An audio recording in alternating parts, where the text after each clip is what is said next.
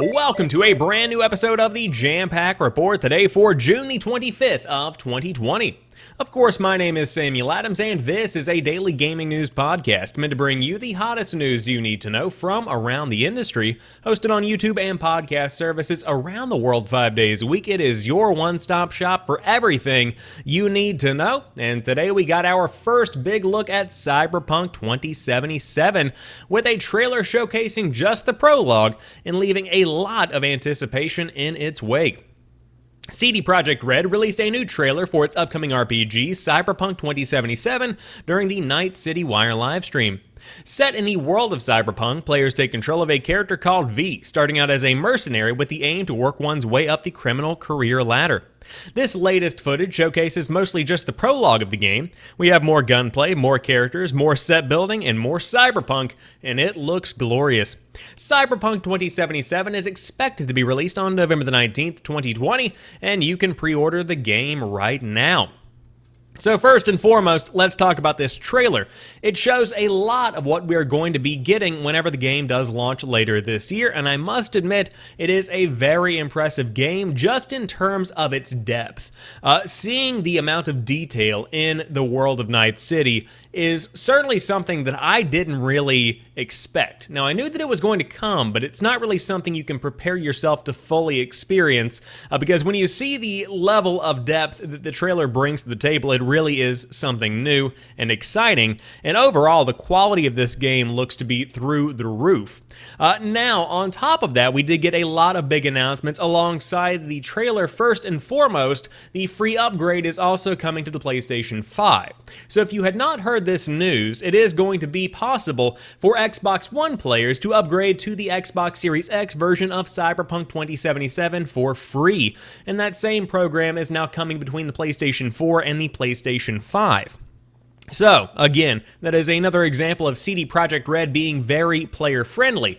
But when it comes to the gameplay, it certainly is something that is going to be a very enjoyable open-world experience with so much lore, so much depth, and really, it is going to be one of the best games that comes out undoubtedly this year. On top of that, I would say it's going to be a generation-leading game, and it's going to be the perfect bridge between current-gen and next-gen hardware. I'm excited to see what this baby looks like with some ray tracing on a PlayStation 5. That's what I am certainly going to be looking forward to. But if you want to check out the entire Night City Wire, or if you did want to just check out the trailer itself, you can find both up on YouTube now. But released alongside the new trailer and the Night City Wire was the announcement of Cyberpunk Edgerunners, an anime headed to Netflix. It's not just The Witcher getting a Netflix glow-up. Cyberpunk 2077 developer CD Projekt Red has just announced an anime series that is also headed to the streaming service. Named Cyberpunk Edgerunners, the series is being created by Trigger Studio, the team behind Kill La Kill, Little Witch Academia, and many other anime shows, while Silent Hill composer Akira Yamaoka will handle its score.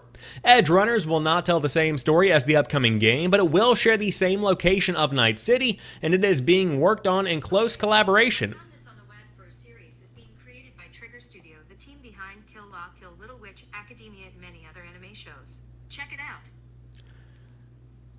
The future is scary. Edgerunners will not tell the same story as the upcoming game, but it will share the same location of Night City, and it is being worked on in close collaboration with CD Projekt Red. Cyberpunk Edgerunners will arrive on Netflix in 2022.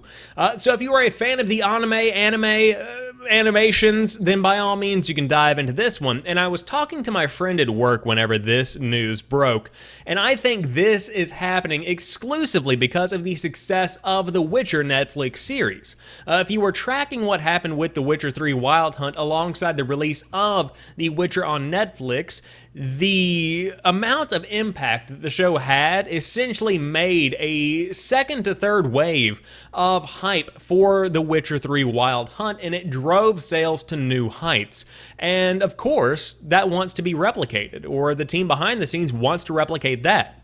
And so to be able to create an anime certainly makes a lot of sense, and of course, to partner with a very important studio in the form of Trigger is going to make a very impressive looking show. So if you want to learn more about the world of Cyberpunk and you want to see what is going on, Cyberpunk Edgerunners is coming to Netflix in 2022, and it should be a very solid bridge between people wanting to get into the world of Cyberpunk and getting into the world of Night City. On top of that, Microsoft has announced more about what optimized for Xbox Series X means for games. With the Xbox Series X, Microsoft is going to be making very clear which games on its platform are making the most of its hardware with the optimized for Series X label. What that means is support for features like ray tracing, frame rates of up to 120 FPS, and near instant loading times, as explained in the latest Xbox blog post. These three pillars make up the principal direction of optimization for the new Xbox, some of which stem off of the DirectX 12 Ultimate support. Having been released for PC hardware recently, DirectX 12 Ultimate further enhances the ability to deliver better visual fidelity, as well as better supported for hardware-powered ray tracing. These enable developers to create more physically accurate worlds, especially when it comes to lighting. With more powerful hardware also comes the possibility to produce games that support higher frame rates, although this is something which has been a talking point during this current generation. Although it will also rely on the ability of your display to support it, Series X is optimized to support up to 120 FPS, with Dirt 5 being one of the first to support the feature. One facet that won't require any other hardware to shine is the speed afforded to games by the new SSD in the Xbox Series X, as well as technology Xbox is calling its Velocity architecture. With a custom SSD and custom hardware supporting it, Series X optimized games will be able to stream assets in much faster than before, allowing more instantaneous transitions between in-game worlds and a large reduction in loading times. The benefit here is that with Microsoft's commitment to backwards compatibility and free upgrades to older titles, Series X optimized labels won't just be appearing on Xbox Series X targeted games like Halo Infinite.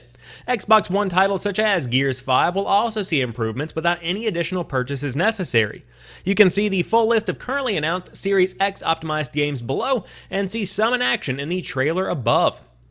So, the optimized for Xbox Series X games include Assassin's Creed Valhalla, Bright Memory Infinite, Call of the Sea, Chivalry 2, Chorus, Cyberpunk 2077, Destiny 2, Dirt 5, FIFA 21, Gears 5, Halo Infinite, Hitman 3, Madden NFL 21, Marvel's Avengers, Outriders, Scarlet Nexus, Scorn, Second Extinction, The Ascent, The Medium, Vampire the Masquerade Bloodlines 2, and Yakuza Like a Dragon. This seems like something that's kind of a no-brainer at this point, quite frankly. I don't know why this was revealed in a blog post. It seems like quite a bit of a stretch to say this is something that is groundbreaking and earth-shattering, but this is kind of what you would expect from an optimized game. And quite frankly, more games should support this at launch, and hopefully we will be seeing more revealed over the coming months. But overall, it would be nice to see more visual fidelity added to older games, especially considering the devotion that Microsoft has to backwards compatibility. To be able to take an Xbox One game from the beginning of the generation, one that comes to mind is Rise, Son of Rome. If you were able to take that experience and increase the resolution, increase the frame rate, make it look like a new generation game, that's something that I think a lot of fans would be interested in getting on board with. So hopefully we will see that kind of accessibility announced for these features. But if you ever see the big, of course, optimized for Xbox Series X sticker, then by all means you can expect a very well optimized experience on your new hardware, which again is coming to a handful of games right now and more inevitably in the future. But to round out today's show, Steam has released some big updates in time for the summer sale, including the addition of Steam Points. A few notes have made their way to Steam just in time for the traditional summer sale. The biggest new addition is that of Steam Points. You will now earn 100 points for every $1 you spend on games, hardware, soundtracks, or DLC. These points can then be redeemed in the Points shop on a variety of items.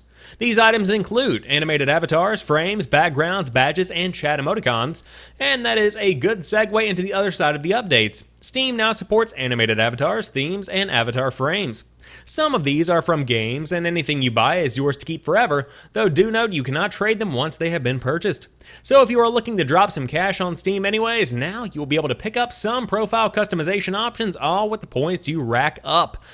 This is very cool for those that are very invested in the world of Steam, but I am not sure how well animated frames will be adopted on Steam.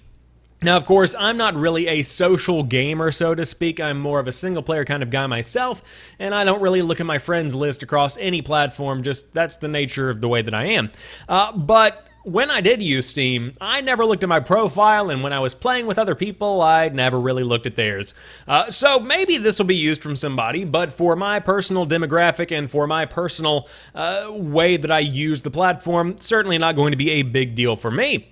But hey, it's nice to have some kind of reward system to where whenever you spend $2,000 in the summer sale, which has started now, by the way, you can at least get some kind of animated avatar to remind you of your incredible purchase that just right then and there went on your credit card. But until tomorrow, I hope you guys have a fantastic rest of your night. If you enjoyed today's show, drop me a like down below if you are watching on YouTube, and let me know what you think about Cyberpunk 2077. Is it the game you want? Is it the game you need? What do you think about that gameplay trailer? Would love to see you down below.